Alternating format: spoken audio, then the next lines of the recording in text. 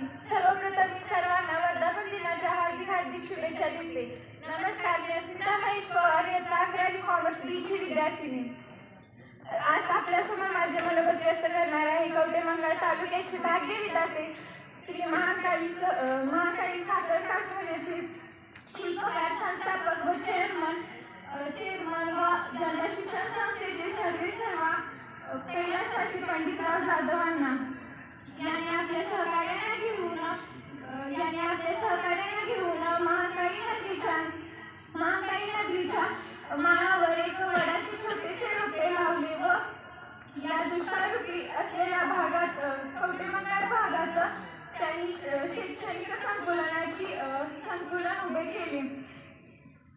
कैलासवासी पंडितराव जाधव अण्णांनी जनता शिक्षण संस्थेची स्थापना केली. आज त्यांची